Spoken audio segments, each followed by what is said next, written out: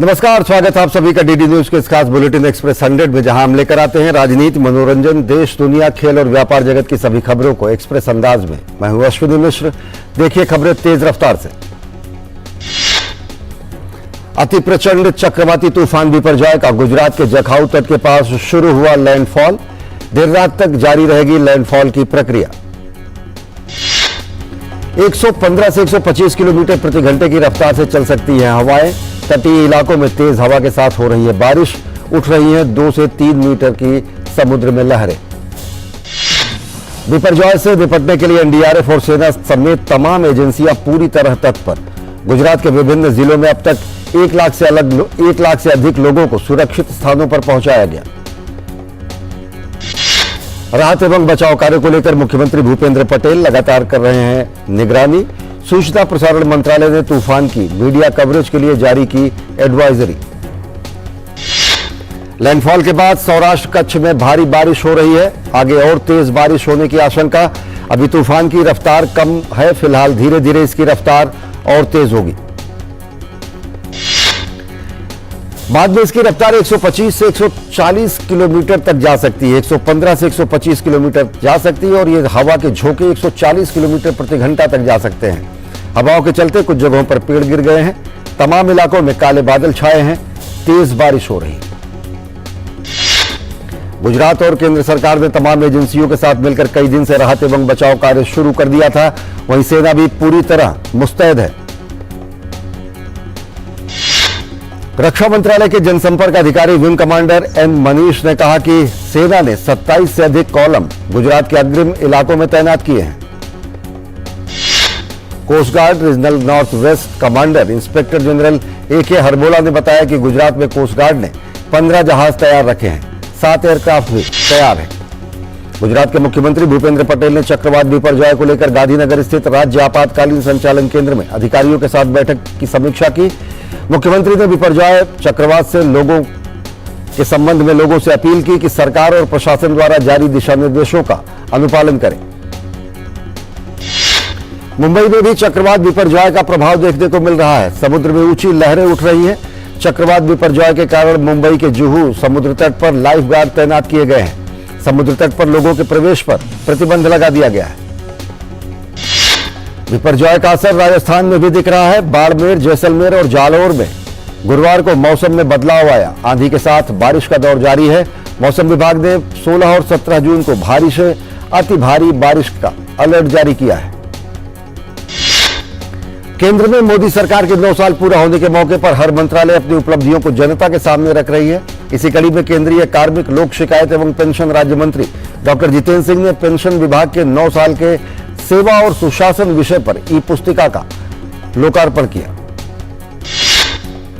Doctor Jitendra Singh ने कहा कि पिछले 9 साल में सरकार ने पेंशन नीति में कई कल्याणकारी उपायों के साथ साथ पेंशन संबंधी प्रक्रियाओं के डिजिटलीकरण के लिए कई कदम उठाए हैं। प्रधानमंत्री नरेंद्र मोदी के दौरे से पहले अमेरिका में प्रधानमंत्री नरेंद्र मोदी की यात्रा को लेकर जोर शोर से तैयारियां शुरू हो गई हैं। पीएम का यह दौरा इसलिए भी खास रहने वाला है क्योंकि अमेरिकी राष्ट्रपति जो बाइडेन ने प्रधानमंत्री नरेंद्र मोदी को रात्रि भोज पर बुलाया है। प्रधानमंत्री नरेंद्र मोदी का सबसे अहम कार्यक्रम अमेरिका कांग्रेस में उनके संबोधन को माना जा रहा है, जहां वो अमेरिकी संसद में सभी सदस्यों को संबोधित करने वाले हैं। प्रधानमंत्री नरेंद्र मोदी के दौरे को लेकर अमेरिका कांग्रेस के सांसद भी काफी उत्साहित हैं। प्रधानमंत्री नरेंद्र मोदी की आगामी अमेरिका यात्रा पर अमेरिका में भारतीय राजदूत तरणजीत सिंह संधू ने कहा कि ये यात्रा आने वाले समय में भारत अमेरिका संबंधों को नया आयाम देगी। उन्होंने कहा कि यात्रा के दौरान 5 व्यापक क्षेत्रों पर खास बातचीत होगी। प्रधानमंत्री के दौरे को लेकर भारतीय समुदाय के लोग भी खासे उत्साहित हैं। भारतीय समुदाय के लोग यात्रा के लिए काफी तैयारियां कर रहे हैं। इन लोगों ने खास टी-शर्ट भी तैयार की है। संयुक्त राष्ट्र महासभा ने शहीद शांति सैनिकों के सम्मान में एक स्मारक दीवार स्थापित करने के भारत के प्रस्ताव को मंजूरी दी है। इस प्रस्ताव को रिकॉर्ड 190 सदस्य देशों का समर्थन प्राप्त हुआ। प्रधानमंत्री नरेंद्र मोदी ने प्रस्ताव का समर्थन करने वाले 190 सदस्यों के प्रति आभार जताया। उन्होंने कहा कि संयुक्त राष्ट्र द्वारा प्रस्ताव को मंजूरी देने के सभी देशों के समर्थन के लिए मैं आभारी हूं। अयोध्या में श्री राम मंदिर निर्माण का काम तेजी से चल रहा है और कहा जा रहा है कि अगले कुछ महीनों में ही मंदिर का भूतल बनकर तैयार हो जाएगा। उत्तर प्रदेश के मुख्यमंत्री योगी आदित्यनाथ ने मोदी सरकार के कार्यकाल के 9 साल पूरा होने के अवसर पर भी अयोध्या पहुंचे और उन्होंने गुरुवार को भरतकुंड में जनसभा को संबोधित किया। योगी ने कहा कि प्रधानमंत्री नरेंद्र मोदी जनवरी में राम मंदिर का उद्घाटन करेंगे। योगी ने कहा कि यह दिन उत्सव की तरह मनाया जाएगा। 21 लाख दिए जलाए जाएंगे। अयोध्या का वैभव दुनिया देखेगी। इससे पहले बुधवार को योगी आदित्यनाथ ने अयोध्या का दौरा किया था। योगी आदित्यनाथ ने अयोध्या दौरे में हनुमानगढ़ी में बजरंगबली के पूजन अर्चन किए। इसके बाद मुख्यमंत्री ने रामलला के दर्शन किए। रामलला के दर्शन के उपरांत मुख्यमंत्री ने ट्रस्ट व निर्माण एजेंसी से जुड़े लोगों से बातचीत की और मंदिर के निर्माण की प्रगति की जानकारी ली। भारतीय खाद्य निगम के अध्यक्ष ने केंद्र सरकार के पूल से राज्यों को सस्ती दरों पर दिए जाने वाले गेहूं पर रोक पर पक्ष रखा है। उन्होंने कहा कि रोक इसलिए लगाई गई है क्योंकि 80 करोड़ लोगों को पहले से ही मुफ्त और सस्ती दरों पर अनाज दिया जा रहा है। प्रधानमंत्री गरीब कल्याण योजना के तहत सभी राज्यों को गेहूं और चावल का वितरण जारी है। इसके अलावा बाजार में भी कीमतों में संतुलन बनाए रखने के लिए ये जरूरी है। हालांकि उन्होंने ये भी स्पष्ट किया कि पहाड़ी राज्यों और पूर्वोत्तर के राज्यों को ये सस्ती दरों पर गेहूं की आपूर्ति जारी रहेगी। उन्होंने कहा कि केंद्र सरकार की जिम्मेदारी सिर्फ 2-3 राज्यों की नहीं बल्कि पूरे देश की है। महाबलीपुरम में भारत की G20 की अध्यक्षता के अंतर्गत महिला W20 की बैठक हो रही है। इस मौके पर केंद्रीय महिला एवं बाल विकास मंत्री स्मृति ईरानी ने जेंडर डिजिटल डिवाइड की चर्चा करते हुए कहा कि महिलाओं के प्रति बिना किसी भेदभाव के डिजिटल प्रोडक्ट बनाना चाहिए। केंद्रीय मंत्री स्मृति ईरानी ने कहा कि जलवायु परिवर्तन के कारण दुनिया भर में हो रहे विस्थापितों में महिलाओं की संख्या 80% है। उद्योग जगत की सहूलियत के लिए IIT दिल्ली के शोधकर्ताओं ने एक मोबाइल रोबोट तैयार किया है। रोबोम्यूज 5.0 नाम का यह मोबाइल रोबोट 100 किलोग्राम तक भार उठाने में सक्षम है। इस मोबाइल रोबोट का उपयोग विभिन्न शिक्षण और शोध संस्थानों में शोध कार्यों के लिए भी किया जा सकता है। भारतीय जनता पार्टी के राष्ट्रीय अध्यक्ष जेपी नड्डा ने पंजाब के पूर्व मुख्यमंत्री कैप्टन अमरिंदर सिंह से मोहाली में मुलाकात की। इस दौरान जेपी नड्डा और कैप्टन अमरिंदर सिंह के बीच पंजाब से संबंधित कई मुद्दों पर चर्चा हुई। दिल्ली पुलिस ने बीजेपी सांसद ब्रजभूषण शरण सिंह के खिलाफ दायर पॉक्सो मामले में कैंसिलेशन रिपोर्ट दाखिल कर दी है। कैंसिलेशन रिपोर्ट उन मामलों में दायर की जाती है जब कोई पुष्टिकरण साक्ष्य हासिल नहीं होता। इसके अतिरिक्त दिल्ली पुलिस ने ब्रजभूषण शरण सिंह के खिलाफ 7 पहलवानों द्वारा लगाए गए यौन उत्पीड़न के आरोपों में गुरुवार को 2 अदालतों में चार्जशीट दाखिल की। एक चार्जशीट 6 बालिग महिला पहलवानों की शिकायत पर दर्ज केस में राउज एवेन्यू कोर्ट में दाखिल की गई। दूसरी चार्जशीट पटियाला हाउस कोर्ट में नाबालिग की शिकायत पर दर्ज केस में दाखिल की गई। इस मामले में दिल्ली पुलिस ने कैंसिलेशन रिपोर्ट दाखिल की। राउज एवेन्यू कोर्ट में 22 जून को मामले की अगली सुनवाई होगी, जबकि पटियाला हाउस कोर्ट में 4 जुलाई को जांच रिपोर्ट पर सुनवाई होगी। पश्चिम बंगाल में पंचायत चुनाव के पूर्व हिंसा का दौर जारी है। नामांकन के आखिरी दिन भी अलग अलग जगहों पर हिंसक झड़प की वारदात हुई। वीरभूम जिले के सैंथिया में बीडीओ कार्यालय में राजनीतिक दलों के कार्यकर्ताओं के बीच हिंसक झड़प हुई। सैंथिया में कहीं मारपीट तो कहीं पत्थरबाजी के अलावा बमबाजी की भी घटनाएं हुई। गोलीबारी की भी घटनाएं यहां देखने को मिली। सुरक्षा बल जगह जगह हंगामा करते हुए लोगों को खदेड़ते नजर आए। राज्य में 8 जुलाई को पंचायत चुनाव के लिए मतदान होगा, जबकि 11 जुलाई को नतीजे सामने आएंगे। पंचायत चुनाव के लिए नामांकन दाखिल करने की प्रक्रिया 9 जून को शुरू हुई थी। बीजेपी, कांग्रेस और माकपा समेत कई विपक्षी दल लगातार सत्तारूढ़ तृणमूल कांग्रेस पर दूसरे दल के उम्मीदवारों को नामांकन दाखिल करने से रोकने के आरोप लगा रहे हैं।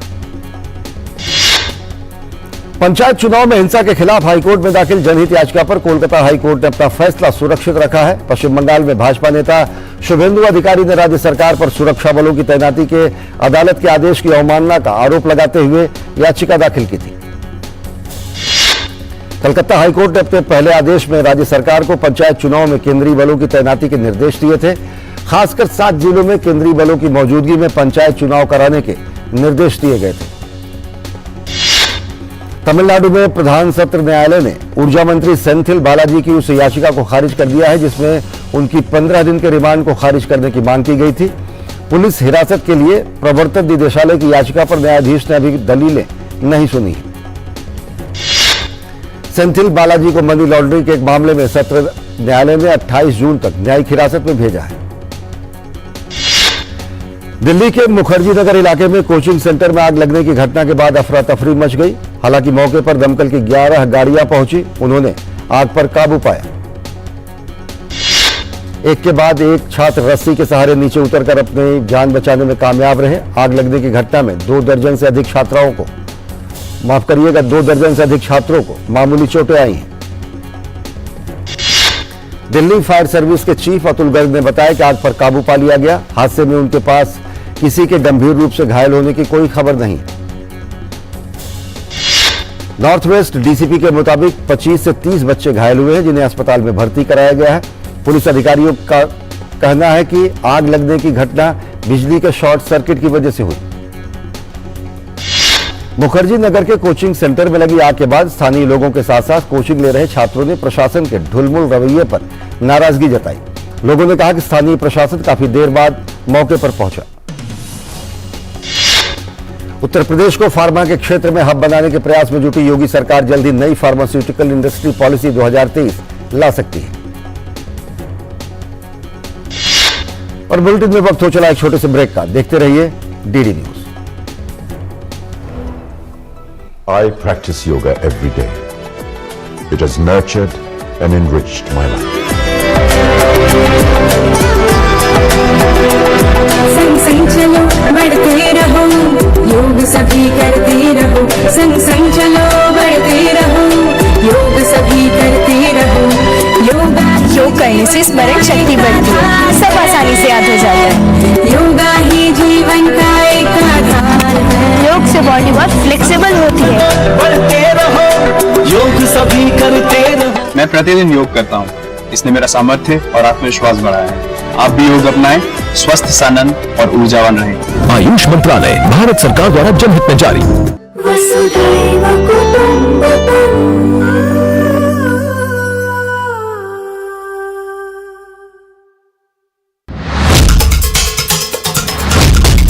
मकसद हो बुलंद लोकतंत्र की आवाज, जज्बा तमाशे का शोर नहीं, जनहित पर हो जोर। मुद्दा जो तय करता हो देश की दिशा, सवाल वही जिनसे जुड़ा हो जन सरोकार।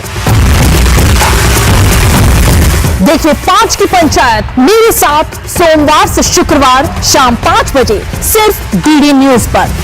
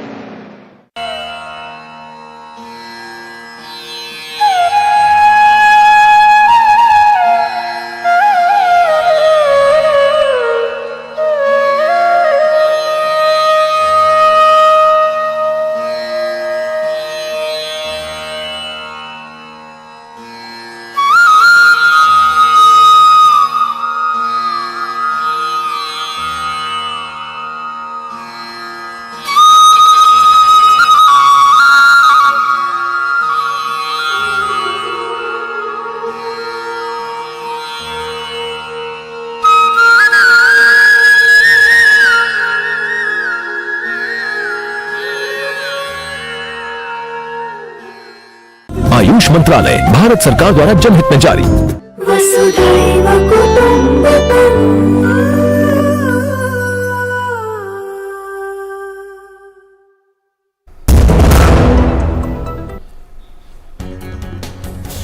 ब्रेक के बाद आप सभी का स्वागत है। देखिए खबरें तेज रफ्तार से। उत्तर प्रदेश के मुख्यमंत्री योगी आदित्यनाथ ने उत्तर प्रदेश में नई फार्मास्यूटिकल इंडस्ट्री पॉलिसी के महत्वपूर्ण निर्णय पर बदलाव लाने पर चर्चा की। शेयर बाजार गुरुवार 15 जून को गिरावट के साथ बंद हुआ। सेंसेक्स 311 अंक लुढ़ककर 63,000 के स्तर पर इससे नीचे आ गया। वहीं निफ्टी गिरकर 18,700 के नीचे बंद हुआ। सबसे अधिक गिरावट बैंकिंग, रियल्टी, टेलीकॉम और आईटी शेयरों में देखने को मिली। वहीं दूसरी ओर फार्मा और एफएमसीजी के शेयरों में तेजी का रुख रहा। अंतरबैंक विदेशी मुद्रा बाजार नियम विनिमय बाजार में शुरुआती कारोबार में ₹82.16 प्रति डॉलर पर खुलने के बाद ₹82.21 प्रति डॉलर पर बंद हुआ। नए नियमों के मुताबिक अब सेबी या म्यूचुअल फंड की टॉप बॉडी AMFI से मंजूरी के बिना EOP के तौर पर काम नहीं कर पाएंगे। सिक्योरिटीज अपीलेट ट्रिब्यूनल ने फंड में हेराफेरी मामले में भारतीय प्रतिभूति और विनिमय बोर्ड के निर्देशों के खिलाफ SL समूह के चेयरमैन सुभाष चंद्रा और उनके बेटे पुनीत गोयनका को तत्काल राहत देने से इनकार किया है। ट्रिब्यूनल ने सेबी को 48 घंटे के भीतर जवाब दाखिल करने और मामले को 19 जून को निपटाने का निर्देश दिया है। गूगल ने एक नया virtual try on for apparel tool पेश किया है, जो जनरेटिव आर्टिफिशियल इंटेलिजेंस का उपयोग करके यूजर्स को कपड़े दिखाता है। युद्ध के मैदान में रूस भले ही यूक्रेन पर ताबड़तोड़ हमले कर रहा हो, लेकिन अब उसे माकूल जवाब भी मिलने लगा है। ये संभव हो पाया है सहयोगी देशों द्वारा दी जा रही सैन्य और आर्थिक मदद से।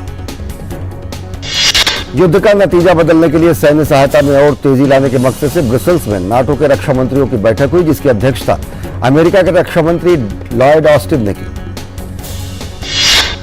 ऑस्टिन ने सदस्य देशों से रूस को करारा जवाब देने के लिए और अधिक हथियार और गोला बारूद और वायु रक्षा प्रणाली मुहैया कराने का आह्वान किया। ऑस्टिन ने जोर देकर कहा कि कीव को अल्पकालिक और दीर्घकालिक दोनों तरह की सहायता की जरूरत है। नाटो प्रमुख जेन स्टोल्टेनबर्ग ने कहा कि संगठन द्वारा यूक्रेन को मिल रहे सहयोग और समर्थन से युद्ध के मैदान पर फर्क पड़ता हुआ दिखाई दे रहा है। यूक्रेन के रक्षा मंत्री ने कहा कि सदस्य देश F-16 लड़ाकू विमानों के पायलटों का ट्रेनिंग देना शुरू करेंगे। इस दौरान 60,000 से अधिक यूक्रेनी सैनिकों को प्रशिक्षण भी दिया जाएगा। रूसी हवाई हमलों में यूक्रेन के मध्य शहर क्रीव रीह में 2 औद्योगिक केंद्रों को निशाना बनाया, जिसमें एक बुजुर्ग महिला की मौत हो गई। इससे पहले मंगलवार को भी शहर पर हमला हुआ था, जिसमें कम से कम 12 नागरिकों की मौत हो गई थी। संयुक्त राष्ट्र परमाणु ऊर्जा एजेंसी IAEA के प्रमुख राफेल ग्रॉसी गुरुवार को दक्षिणी यूक्रेन के रूस नियंत्रित जापोरिजिया परमाणु संयंत्र पहुंचे। ग्रॉसी काखोवका बांध टूटने के बाद बाढ़ के संयंत्र पर प्रभाव का जायजा लेने के लिए जापोरिजिया परमाणु संयंत्र पहुंचे।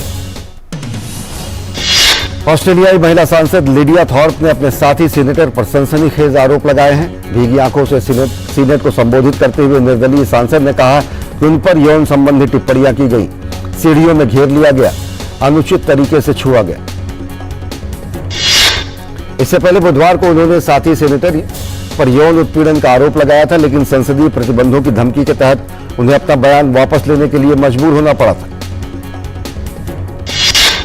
थोर्प के आरोपों को डेविड वॉन ने झूठा करार दिया। हालांकि वॉन की लिबरल पार्टी ने गुरुवार को पार्टी की सदस्यता से उन्हें बर्खास्त कर दिया। मामले में डेविड वैन ने वकीलों की मदद ली है। लिबरल पार्टी ने लिडिया थॉर्प के दावों के बाद गुरुवार को डेविड वैन को निलंबित कर दिया। थॉर्प ने साथ ही यह भी दावा किया कि वो पहली महिला नहीं है जिसे संसद परिसर में इस तरह के दुर्व्यवहार का सामना करना पड़ा हो, लेकिन उन्होंने अपने राजनीतिक करियर को ध्यान में रखते हुए कभी इसके खिलाफ आवाज नहीं उठाई। सर्बिया और कोसोवो के बीच तनाव कम होने का नाम नहीं ले रहा है। अब ताजा मामला सर्बिया से आने वाले ट्रकों पर पाबंदी को लेकर गर्मा गया है। कोसोवो सर्बिया सीमा पर ट्रकों की लंबी कतार देखी जा सकती है। बुधवार की शाम कोसोवो ने सर्बिया से सामान लेकर आने वाले ट्रकों को अपनी सीमा में प्रवेश पर पाबंदी लगा दी। यह प्रतिबंध सर्बियाई पुलिस द्वारा कोसोवो के 3 सीमा पुलिस अधिकारियों की गिरफ्तारी के जवाब में किया गया है। प्रतिबंध सर्बियाई नंबर प्लेट वाली सभी गाड़ियों पर लगाया गया है, लेकिन छोटी गाड़ियों की आवाजाही बरकरार है। निराश और चिंतित सर्बियाई ट्रक चालक गुरुवार की सुबह मेरदारे सीमा के क्रॉसिंग पॉइंट पर इंतजार करते दिखे। कोसोवो के प्रधानमंत्री ने अपने देश के 3 पुलिस अधिकारियों की गिरफ्तारी को अपहरण बताया है। उन्होंने दावा किया है कि इन तीनों अधिकारियों को कोसोवो की सीमा में घुसकर गिरफ्तार किया गया है। गिरफ्तारी की जगह को लेकर दोनों देशों के दावों में बड़ा फर्क दिख रहा है। दोनों देश एक दूसरे पर अवैध रूप से सीमा पार करने का आरोप लगा रहे हैं। इससे पहले सर्बिया के आंतरिक मंत्री ने एक वीडियो जारी कर बताया था कि इन तीनों पुलिस अधिकारियों को सर्बिया के एक गांव से गिरफ्तार किया गया। ये गांव सीमा से कुछ किलोमीटर भीतर स्थित है। ब्रिटिश संसद की विशेषाधिकार समिति ने पूर्व प्रधानमंत्री बोरिस जॉनसन को कोविड लॉकडाउन के दौरान पार्टीगेट मामले में संसद को गुमराह करने का दोषी पाया है।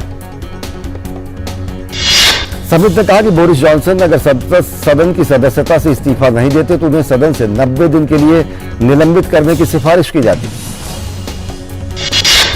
हालांकि बोरिस जॉनसन ने समिति के निष्कर्षों की जानकारी मिलने के बाद संसद की सदस्यता से बीते हफ्ते 9 जून को ही इस्तीफा दे दिया था। एशियन क्रिकेट काउंसिल ने एशिया कप 2023 की तारीखों का ऐलान कर दिया है। एशिया कप में इस साल 31 अगस्त से 17 सितंबर के बीच मैच खेले जाएंगे।